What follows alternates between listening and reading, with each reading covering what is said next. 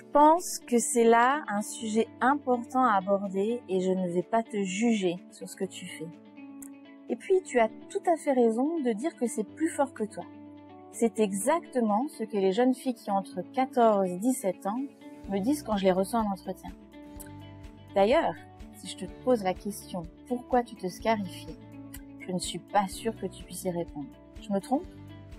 La plupart des jeunes n'arrivent pas à l'expliquer, mais disent qu'ils le font parce que des amis de leur collège ou le lycée le font. Certaines cachent leur marque, d'autres font en sorte que ça se voit. Te reconnais-tu dans Barbara, 15 ans, qui me racontait qu'après une crise de boulimie, elle avait besoin de se scarifier, comme pour se punir de ce qu'elle avait fait, parce qu'elle savait que ça n'était pas bien. Et puis, au lycée, sa meilleure amie se scarifie, alors elle a voulu essayer, elle aussi. Ou encore Juliane, qui me montrait les marques sur son avant-bras. Elle m'expliquait que cette fois-ci, elle avait utilisé un ciseau. Elle le fait en général en revenant des cours ou pendant le week-end, quand elle ne se sent pas bien. C'est la seule solution qu'elle a trouvée pour ressentir moins de souffrance. Se faire du mal, ça la soulage. Elle se sent coupable de beaucoup de choses, notamment de sa famille qui explose un peu partout. Ça la met très en colère, sa douleur intérieure est tellement forte qu'elle doit l'évacuer. Et elle se rend compte que plus elle le fait, et plus elle devient dépendante de voir des marques sur elle. Comme si son corps le réclame. C'est grâce à la douleur qu'elle réussit à avoir un sentiment d'apaisement. Elle a l'impression d'être purifiée de son mal-être. Peut-être que toi aussi, tu ne sens pas assez d'attention envers toi de la part de tes parents, de tes amis, de tes professeurs. Tu te sens comme seul au monde et incapable d'avancer dans la vie sans eux. Tu as peut-être l'impression que tu n'y arriveras jamais, alors tu préfères te faire du mal plutôt que de faire souffrir les autres à cause de la colère qu'il y a en toi. Et puis tu aimes tellement ceux qui te font souffrir que tu te dis que tu ne peux pas leur infliger ta souffrance. Alors tu te convaincs que tu te mérites de faire du mal. Mon premier conseil est de t'encourager à aller voir l'infirmière de ton collège ou de ton lycée pour lui expliquer ce qui t'arrive. Il est toujours plus facile de parler à quelqu'un d'autre qu'à ses parents dans un premier temps. Elle sera là pour t'écouter et t'orienter vers d'autres professionnels de la santé, pour t'aider à comprendre par quelle période tu passes.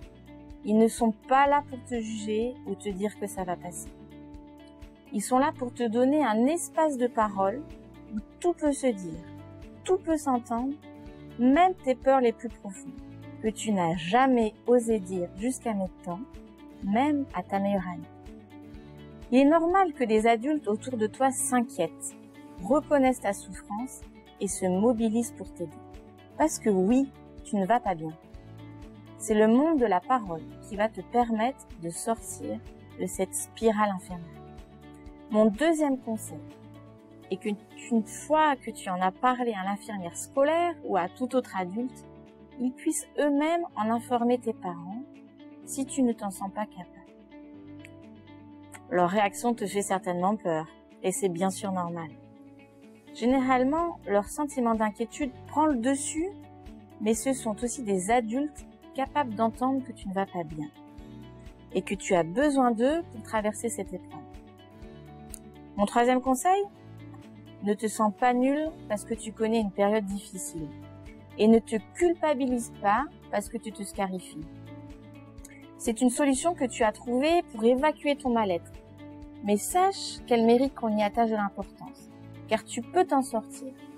Le plus important pour toi est de pouvoir en sortir quelque chose, comme par exemple apprendre à réaliser des choses utiles pour toi ou pour les autres. N'oublie pas que tu as besoin de l'autre pour t'en sortir. Et ce sera lui ton meilleur antidote, ton meilleur antidouleur. Je voudrais t'encourager à te dire qu'il y a une sortie au bout du tunnel et que les scarifications peuvent s'arrêter. Ce fut le cas pour de nombreuses jeunes filles que j'ai suivies en entretien. À un moment donné, elles ont pu me parler de ce qui leur faisait mal et petit à petit, elles ont senti la douleur diminuer. Ensuite,